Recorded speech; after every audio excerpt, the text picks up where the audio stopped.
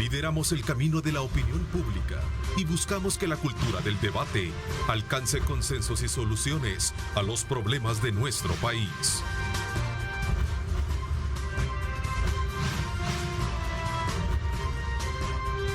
Diálogo con Ernesto López. Buenos días, El Salvador, ¿cómo están? Qué placer enorme saludarles a ustedes. Gracias por su sintonía, gracias por estar con nosotros desde muy tempranas horas de la mañana, conectados, sintonizándonos para informarse de cómo está el país y el mundo.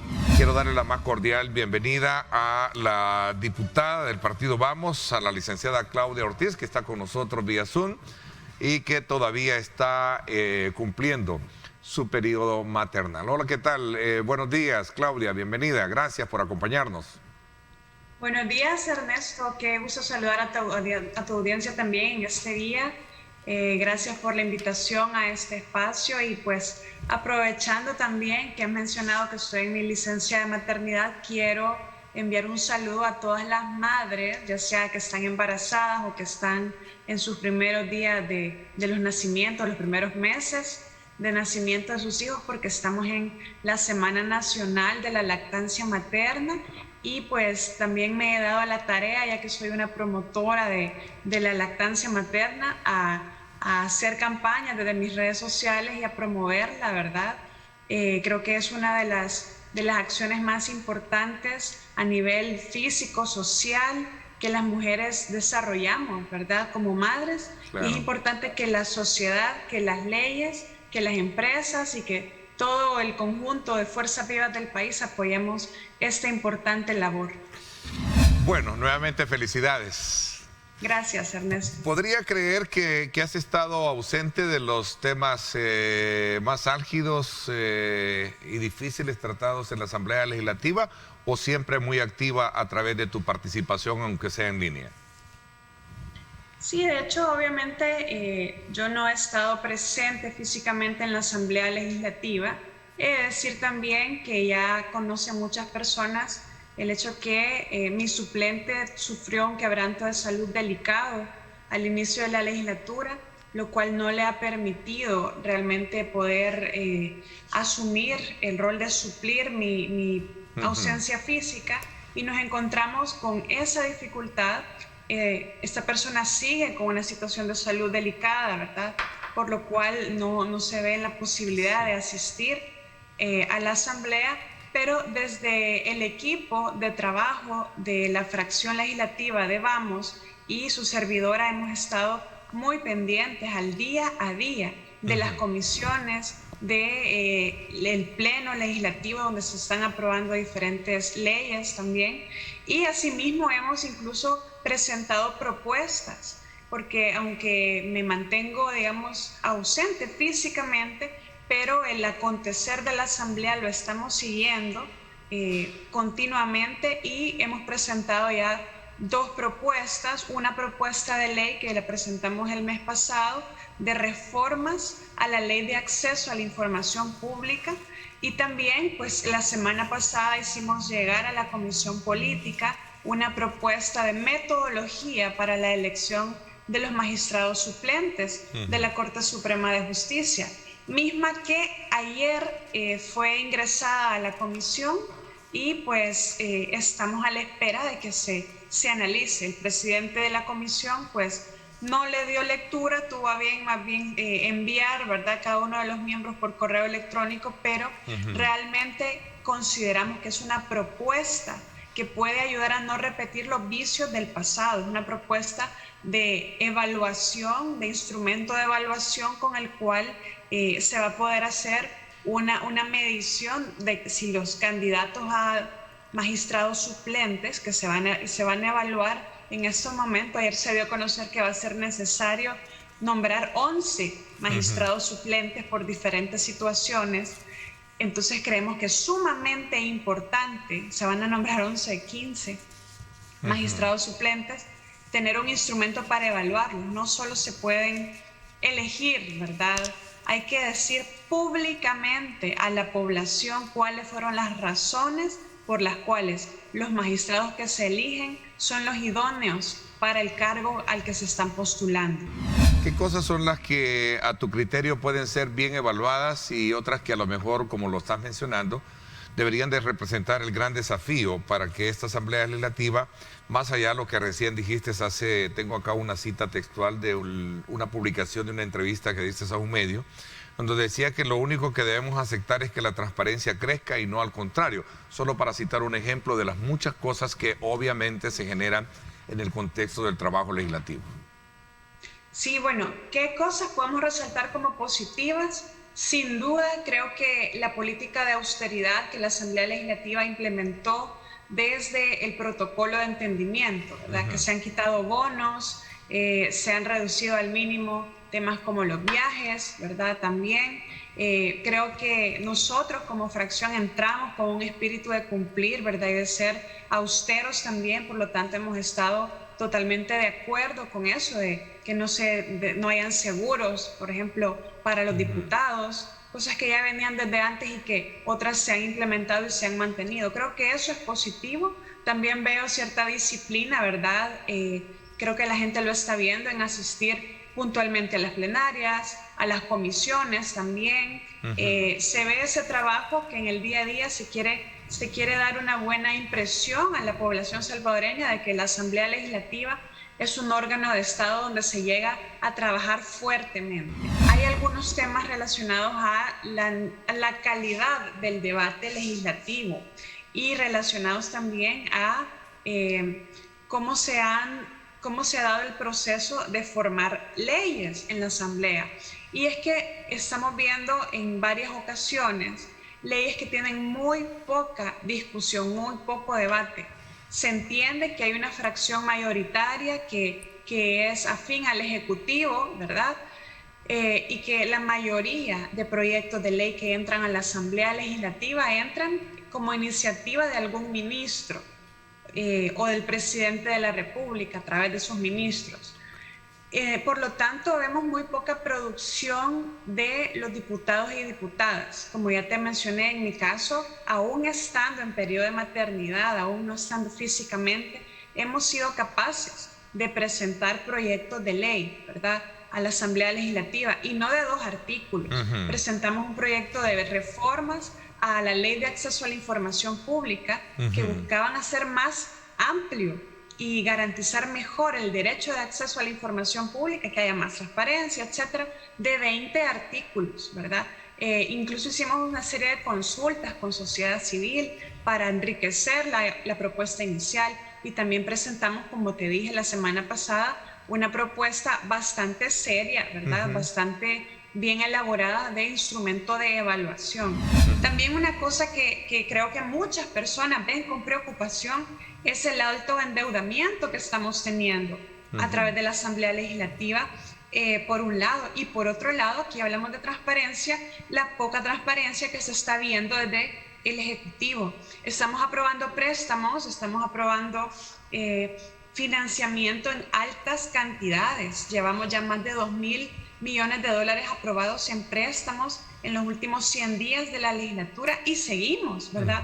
Todos los martes, y hoy no va a ser la excepción, van a haber traslados presupuestarios o van a haber aprobaciones de préstamos en primera o en segunda vuelta que están haciendo más grande la deuda del país. Pero por el lado del Ejecutivo no vemos una inclinación a la transparencia, no vemos una disposición a hacer públicos planes, programas, ejecuciones de proyectos para saber cómo se está ejecutando nuestro dinero.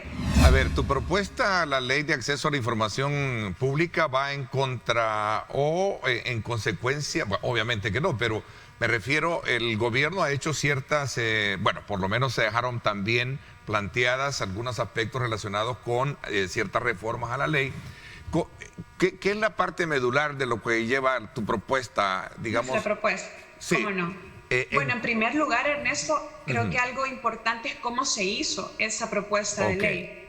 Y es que la propuesta de ley, desde nuestra fracción legislativa, hicimos un primer borrador que luego sometimos a un debate público. Es decir, el borrador de nuestro proyecto de ley no nos lo guardamos hasta el momento que lo íbamos a presentar. Lo hicimos público mediante nuestro sitio web y redes sociales, y generamos una serie de mecanismos para que la ciudadanía que estuviera interesada participara, ¿verdad? A partir de eso, incluso hicimos audiencias virtuales con tu servidora y con el equipo de trabajo para conocer, ¿verdad? Observaciones, y además recibimos por correo electrónico documentos, ¿verdad?, de diferentes organizaciones de sociedad civil para enriquecerlo. A ver, estos elementos de alguna manera tienen a su base la consulta. Este pliego que se presentó en su momento fueron calificados como quitarle precisamente los dientes para indagaciones o investigaciones que vienen a fortalecer los roles que deben de jugar comisiones como por ejemplo la de sobresueldos y ONG, que se nutren precisamente por el acceso a la información pública. Sí, precisamente. Y mira, ya nuestro proyecto de ley está en la Comisión de Legislación y Puntos Constitucionales. Es una comisión que se ha mantenido con sesión abierta ya desde hace un par de semanas, y nuestro proyecto de ley está en agenda, ¿verdad? Entiendo que aún van a haber otros puntos que se van a estudiar, pero en esa comisión tenemos 3 expedientes o 3 proyectos de ley que están relacionados con la Ley de Acceso a la Información Pública. Es el que presentó el Ejecutivo, sí, que desde nuestro punto de vista quita derechos a la población. Trata de que se limite, ¿verdad?, la información pública. Está nuestro proyecto de ley también, que lo que buscamos es ampliar el derecho a la información. Por ejemplo, el plazo de reserva lo hemos reducido en la propuesta de 7 a 3 años, y hay otra serie de reglas para hacer más difícil que se reserve información. Y también del diputado Wright, también él presentó una propuesta en el sentido también de reformar un artículo de la ley de acceso. Mira, tú mencionaste el tema de la ley Bitcoin, por ejemplo, que está a las puertas de poder entrar en vigencia en septiembre, pero no se conoce todavía el tema del reglamento, y sobre todo también a la par venía la demanda de ciertos sectores que, para estar conscientes de que esta ley no va a afectar de alguna manera la generalidad de los salvadoreños, el comportamiento económico debería tener ciertas reformas, ¿cierto? Sí, es una ley que obviamente ha generado mucho descontento, mucha zozobra al interior de nuestro país y en el exterior también. Incluso ha afectado nuestro riesgo como país para obtener financiamiento, y pues todavía hay mucha incertidumbre. La ley entra en vigencia el 7 de septiembre, estamos a menos de un mes, ¿verdad?, ya semanas de la entrada en vigencia, y no hemos logrado conocer de parte del gobierno central cuál es la propuesta de implementación. La ley también dice que debe haber un reglamento, que deben haber capacitaciones a la población, pero no establece de alguna manera un calendario de cómo se va a implementar esto.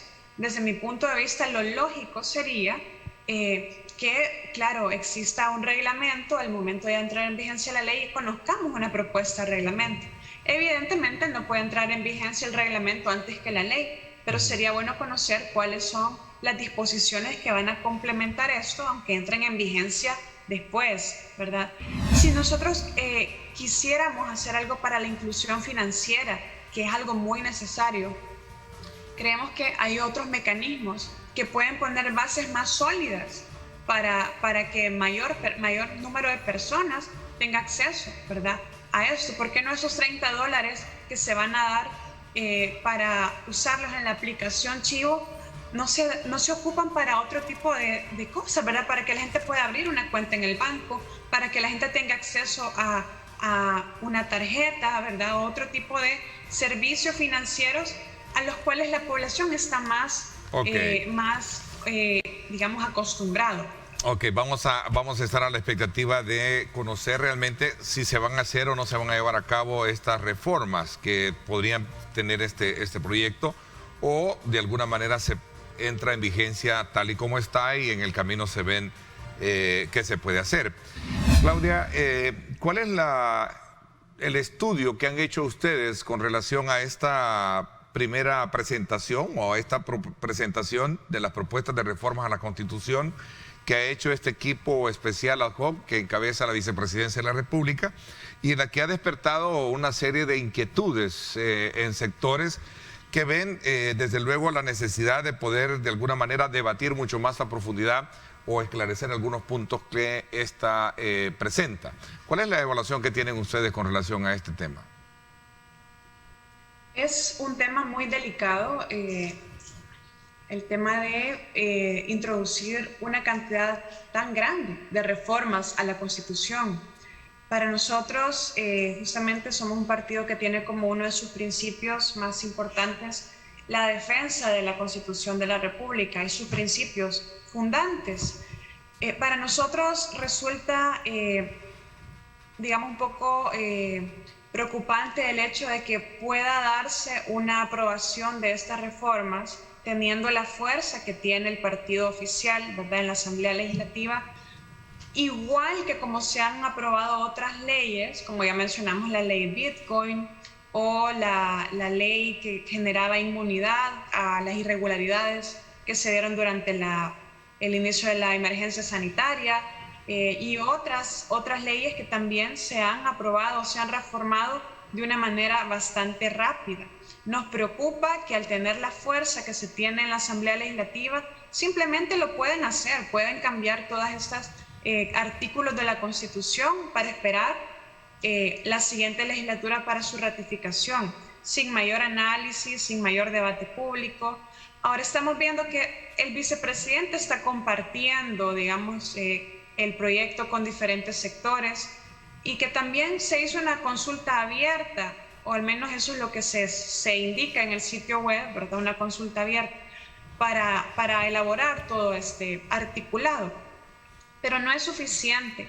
El proceso de reformar la Constitución, no estamos reformando cualquier ley, estamos tratando de reformar la base o la piedra angular de todo el sistema jurídico de nuestro país, de los derechos de la ciudadanía y los deberes de la ciudadanía y sobre todo los deberes de las instituciones del Estado.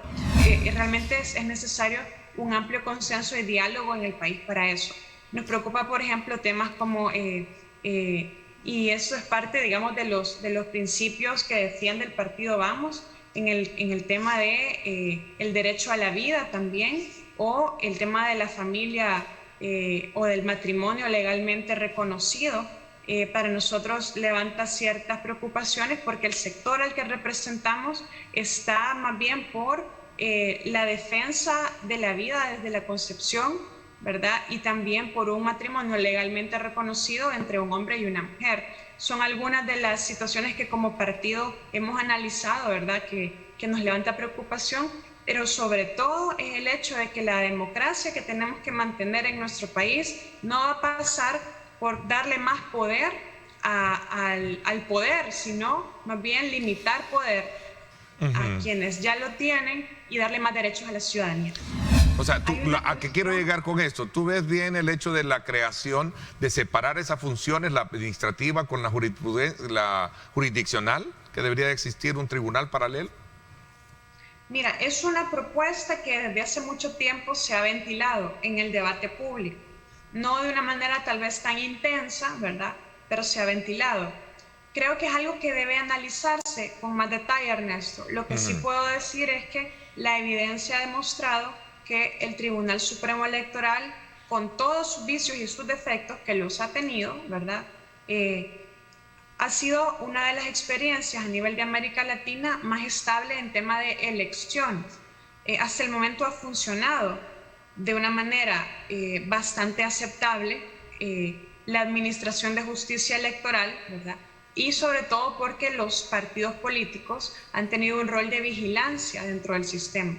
La impartición de justicia también es un área donde ha habido mucho déficit, pero un tribunal constitucional por arriba habría que analizar también a la luz de otros modelos. Nuestro modelo es un modelo mixto, ¿verdad? Donde el control constitucional está concentrado en la Sala de lo Constitucional por un lado, pero también existe la posibilidad de que el control constitucional lo hagan los jueces, lo que se le llama el control difuso. Un juez puede dejar de aplicar una norma por considerarla inconstitucional.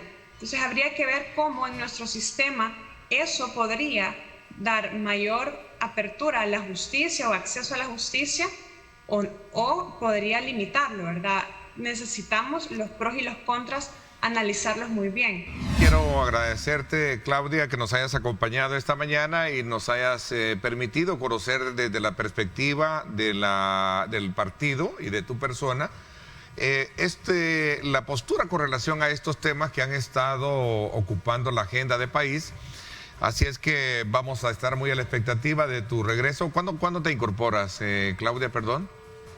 Sí, mi licencia de maternidad termina las primeras semanas del mes de septiembre.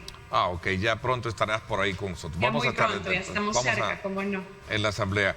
Gracias, Claudia, por habernos acompañado. Gracias a ti, Ernesto, y un saludo a todos tus televidentes. Muchas gracias por tenerme en tu espacio. Vamos a continuar, desde luego, con nuestro programa y ahora vamos a pasar a hablar sobre estas nuevas facilidades con las que el día de ayer, en conferencia de prensa, en declaraciones diera el presidente de Bandesal, Juan Pablo Durán, a quien le doy la más cordial bienvenida, para hablar sobre ya los diferentes mecanismos de acceso que deben de tener las MIPYMES para poder gestionar el cobro del subsidio por el aumento del salario mínimo. Presidente de Bandesal, gracias por acompañarnos. Muchas gracias, Ernesto. Gracias por esta nueva oportunidad de conversar con el pueblo salvadoreño y principalmente con los sectores productivos, a quienes ya hemos anunciado el inicio de este proceso para canalizar los recursos que nuestro gobierno le está haciendo llegar para darle sostenibilidad a la micro, pequeña y mediana empresa en este momento que hay un importante incremento al salario mínimo. El día de ayer anunciamos que ya estaba aperturada nuestra plataforma con una ventana especial en firempresa.gov.sb, donde podían ya inscribirse para hacer el registro oficial de las empresas que vamos a financiar, o vamos a subsidiar, perdón, esta es la palabra. Dijimos que había 3 requisitos fundamentales que había que cumplir. El primero de ellos es estar inscrito en el Seguro Social, como una empresa formal que tiene su número patronal. Número 2, que tuviese un máximo de hasta 100 empleados. Y número 3, que en esa gama de empleados, en esa nómina de empleados, hubiesen trabajadores devengando el salario mínimo. Esas son las 3 condiciones de ley que debe cumplir una micro, pequeña y mediana empresa para poder recibir el beneficio del subsidio. Como verán, en esta ocasión no estamos viendo fecha de que nació la empresa, no estamos viendo si está o no solvente con el fisco, si tiene o no tiene buena categoría de riesgo. Simplemente que tenga un número patronal, que esté reportando al Seguro Social una planilla no mayor a 100 empleados y que obviamente también tenga dentro de esa planilla empleados ganando salario mínimo. Este es un tutorial que tienen ustedes que da información básica de cómo correr en este. Efectivamente, y quiero iniciar esta entrevista dándote un gran dato. Imagínate que a las 6:30 de la mañana del día de hoy ya habían ingresado 2.701 solicitudes de subsidio. Oigan ese dato, en menos de 24 horas de haber anunciado. 2.701. de las cuales 2.323 lo hicieron exitosamente. 2.322 solicitudes ya ingresaron de forma exitosa y están 379 completando. O sea, estamos hablando de que vamos a todo vapor. Pareciera que el número de MIPYMES que vamos a subsidiar va a ser un poco mayor al que habíamos previsto, pero gracias a Dios y a la asertiva estimación que tuvimos, creemos que los 100 millones serán suficientes para poder atender a toda la demanda durante los 12 meses que tenemos la instrucción por ley y por voluntad de nuestro presidente de poder subsidiar. ¿Independiente el rubro en el que se mantenga la...? Indistintamente, puede ser desde agropecuario, desde cafetalero, cualquier rubro, siempre y cuando su personal esté inscrito en el Seguro Social. Así será el subsidio que le vamos a poder respaldar en base al número de empleados que tenga.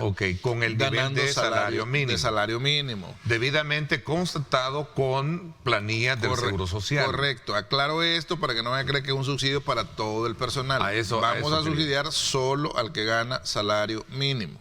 Si en la planilla hay de 80, hay 30 o 40 ganando salario mínimo, pues a esos 30 o 40 es que le haremos llegar el respectivo subsidio. Lo que nuestro presidente está buscando es que favorecemos al empleado, pero también le damos sostenibilidad a la empresa para que no vayan a haber despidos, para que no vaya a tener problemas de liquidez durante un año mientras la economía se termina de recuperar.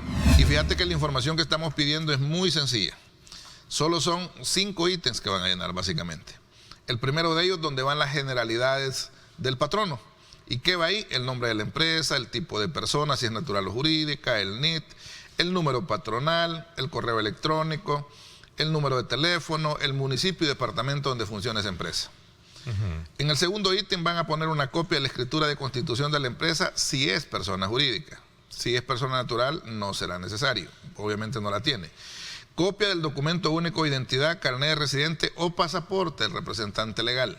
Con esto estamos siendo sumamente incluyentes porque sabemos que hay empresas que operan en El Salvador, pero que pudiera ser un extranjero el que tiene el carnet de residente acá en el país. La credencial del representante legal como persona jurídica, siempre y cuando que sea persona jurídica. Y finalmente, nombre completo, número y tipo de cuenta bancaria e institución financiera donde quiere que le abonemos el subsidio de parte de nuestro gobierno. Y este fondo son 150 millones de dólares. 100 millones de dólares. Aquí viene otra buena noticia. Y la buena noticia es que hoy no van a ir a hacer fila a los bancos. No tendrán que ir a traer cheques, ni a estar esperando, ni haciendo las grandes filas, como sucedió en el subsidio anterior.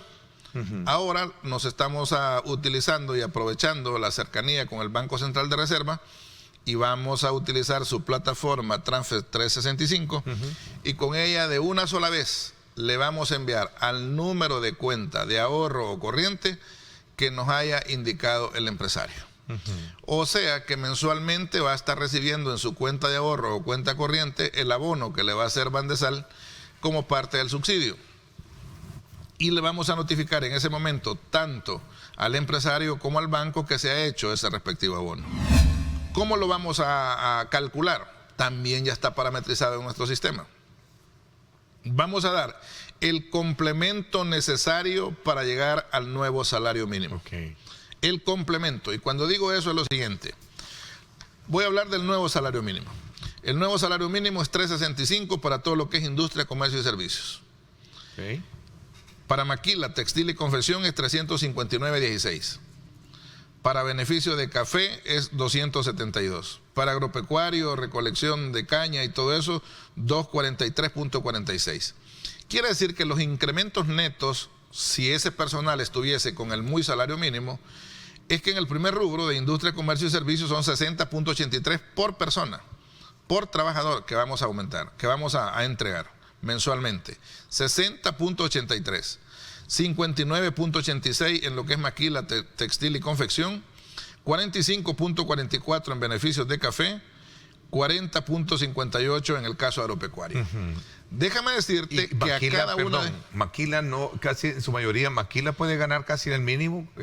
Quizás va a ir más ahí destinado a este tipo de apoyo. Sí, pero a la maquila pequeña, a la maquila que tiene hasta 100 empleados. ¿Qué pasa con aquellos empleados de nuevo ingreso? Hablamos del mes de septiembre que no están en planilla de julio. ¿La empresa contratante tendrá el beneficio del subsidio por el incremento del salario mínimo, presidente? No. Y no lo va a tener por dos razones básicas. Porque la visión del gobierno, del presidente Nayib Bukele y de todo su gabinete económico es que las empresas hasta el día que entra el subsidio, que es el 1 de agosto, ¿verdad? Cerrando el mes, por eso julio es nuestro punto de partida, no vean incrementada su costo por mano de obra. Si alguien contrata nuevos empleados a partir de agosto, septiembre, octubre, en lo sucesivo, ya lo va a hacer sobre la base de ese nuevo salario mínimo en base a las condiciones propias de su empresa y a su capacidad de absorber esos nuevos empleados. Ya ahí entonces el gobierno ya no se involucra en eso. Lo que está haciendo el gobierno es asegurándole a la micro, pequeña y mediana empresa que el personal contratado hasta el 31 de julio, que es el día previo a que comience el incremento salarial, reciba ese soporte económico durante 12 meses continuos, mientras la economía termina de despegar, termina de tomar fuerza y ellos adquieren la capacidad de absorber esos costos. En los últimos datos que estamos analizando, estimamos que vamos a llegar a un poco más de 20.000 empresas y que muy probablemente vamos a superar los 130.000 empleados que de forma directa vamos a subsidiar. Eso lo estamos precisando y ajustando. Pronto vamos a tener datos definitivos de cuánta es la gente que vamos, el total de trabajadores que vamos a favorecer.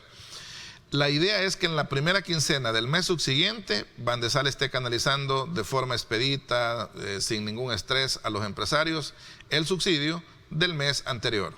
O sea, en la primera quincena de septiembre, el mes de agosto. En la primera quincena de octubre, el mes de septiembre, y así sucesivamente hasta coberturar los 12 meses que vamos a estar entregando este subsidio a cada una de las micro, pequeñas y medianas empresas a nivel nacional. Firempresa. Con Firempresa. Déjame decirte que este exitoso fideicomiso sigue generando, inyectándole mucho recurso a nuestra economía. Se sigue moviendo a diario. Nuestro sitio web mantiene un dato estadístico ahí que cualquier salvadoreño interesado en saber cómo se está ejecutando este dinero puede tenerlo a la vista. Ya para hablar de cifras totales, recordad que subsidiamos 13.503 empresas en el subsidio de COVID que dimos en los meses de noviembre y diciembre del año pasado. A eso hay que sumarle 4.670 empresas que ya fueron favorecidas con financiamientos en el sector formal y 27.178 empresas que han sido favorecidas en el sector informal en los 14 departamentos del país. ¿Qué podemos entender por empresas informales? Las que no declaran renta o no pagan IVA. Son todas las tiendas, las ventas de ropa, todo lo que encontrás en los mercados, pequeños talleres, pero que no están formalizadas en el CNR o inscritas en el Ministerio de Hacienda. A ver, hago la pregunta precisamente porque bajo esa mirada de la legalidad con la que pueden tener, es con la que puedes terminar siendo un respaldo también para ellos a la hora de accesar a estos créditos. O no necesariamente. Yo creo que este apoyo que les está llegando a las microempresas informales es un gesto valiosísimo de nuestro gobierno. Hemos entendido cosas muy propias de la economía. Entonces, lo que estamos haciendo es, obviamente, a través de un mecanismo de educación financiera, haciéndoles notar la importancia de que ellos se enfilen a sacarle provecho a la formalización. Alguien equivocadamente le dijo a nuestros empresarios micro de que ser formal era pagar impuestos y que eso era costoso y que eso era difícil. Les hicieron el engaño de su vida, porque los formales son los que perfectamente aprovechan mejor la parte tributaria. Son los que pueden descontar muchas cosas. Bueno, y ha sido siempre también la tarea de que, por lo menos en el discurso se ha manejado, de que hay que trabajar por formalizar a los que están en ese sector de informal. Fíjate que eso no se logra por decreto, se logra con educación. Basta con que ellos entiendan las ventajas de un empresario formal y todos van a querer ser formales. En esa manera que plantea el periódico Diario El Salvador, habla precisamente de aspectos que tienen que ver con el tema de inversión. Sí. Solo para que tengas una idea, Bandesal apenas tiene un añito de estar ya operando en primer piso. Un añito de estar operando ya en primer piso. Y nuestra cartera de primer piso sigue creciendo increíblemente. O sea, y ahí estamos hablando de 15 líneas de crédito normales distintas a Firempresa. O sea, tú tienes razón, claro. Bandesal no solo es Firempresa. Sí. Bandesal tiene 15 líneas propias, donde van multidestino para todo lo que te puedas imaginar. Todas las representan el eje estructural de la economía del país. Todas las actividades lícitas que se pueden hacer en el país a nivel empresarial, nosotros las estamos financiando. Obviamente tenemos preferencia por algunas de ellas, las que tienen impacto ambiental, por ejemplo, positivo. Esas las financiamos con más entusiasmo y hasta con mejor plazo y hasta con mejor tasa. Las que tienen impacto social positivo, que van a beneficiar a una gran cantidad de salvadoreños con ese proyecto, perfecto. Por ejemplo, casas de interés social, nos interesa, y este mensaje es para los constructores. Si ustedes construyen casas de interés social, nosotros estamos dispuestos a financiarles el largo plazo, a financiarles, inclusive podemos financiarles en condiciones especiales, mientras van vendiendo, el corto y mediano plazo, porque estaremos ahí financiando la construcción de las casas y en la medida que ellos lo van vendiendo ya con el Fondo Social y con los demás bancos que les van financiando, van repagándole a Bandesal.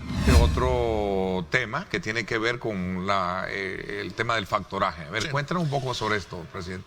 Dos líneas que van a ayudar muchísimo. Fíjense que el banco va rápidamente adaptándose a las nuevas necesidades de nuestros empresarios. Y hemos detectado dos tipos de líneas que muy pronto las vamos a anunciar. La de factoraje, para poder darle soporte a nuestras pequeñas y medianas empresas que a la hora de canalizar, a la hora de vender sus productos, y fíjate que esto le afecta más a las de producción, o sea, porque son empresas que producen, le venden a los grandes supermercados, le venden a las grandes empresas, y ahí se generan los famosos quedan. Pero esos quedan a veces son hasta de 90 días. Sí. Eso es de verdad. No la matás, pero no dejas crecer a la empresa. Porque ahí en esos 3 meses perdés demasiado dinero. Y además, eso se vuelve estéril, porque le tenés que agregar eso al costo del producto, porque al final eso termina vendiendo ese quedan a veces a precios bien groseros, sí, y obviamente sacrificando la utilidad de la empresa. ¿Qué pretende hacer Bandesal ahí? Sacar una línea de factoraje. Obviamente va a ser una gran cantidad de pequeños créditos que vamos a ir dando por el monto de los factorajes que se vayan generando, a una tasa muy buena, que van a ser muy pequeños lo que van a pagar, pero que van a poder hacer efectivos sus respectivos quedan a la brevedad posible. O sea, es hacer efectivo el dinero. Tú no tienes idea para un empresario lo que significa tener el dinero ahora y no dentro de 90 días. O sea, es un cambio radical en su posibilidad de crecimiento, de nuevas oportunidades, de nuevas adquisiciones, de nuevas compras. La rotación del dinero es un aspecto clave y fundamental en el crecimiento de una empresa. Y lo segundo, Ernesto, las líneas rotativas. Fíjate que las líneas de crédito rotativas también están demostrando ser una herramienta valiosísima para muchas empresas que necesitan comprar y pagar, comprar y pagar. Y de esas son muchas las que hay en el país. O sea, que tienen que hacer inversiones de temporada, ¿verdad? Que tienen que hacer inversiones fuertes en X momento, pero luego recuperan ese dinero con utilidades. Okay. Esa va a ser otra de las medidas que ya las tenemos previstas y que muy pronto vamos a anunciar, agregándola a las 15 líneas que ya estamos ejecutando. Como buena noticia, creo que ahí cerramos este ciclo de conversación con esos dos, el tema de facturaje y este otro. Correcto. Últimamente. Vamos a estar muy a la expectativa. Presidente de Bandesal, gracias por habernos acompañado y sin duda alguna vamos a estar también viendo el curso que tiene la aplicación también de lo del tema del Bitcoin, que también está el tema relacionado con el soporte de $30 para quien abra la... Sí. Definitivamente nos encaminamos a eso, pronto podremos estar hablando del tema. Agradecerte esta oportunidad de poder conversar estos temas con el pueblo salvadoreño. Muchísimas gracias, bendiciones a todos. Gracias, el presidente de Bandesal. Gracias por mi parte, esto es todo por hoy. Pásenla bien y como siempre recuerden lo más importante, amar a Dios sobre todas las cosas. Lideramos el camino de la opinión pública y buscamos que la cultura del debate alcance consensos y soluciones a los problemas de nuestro país.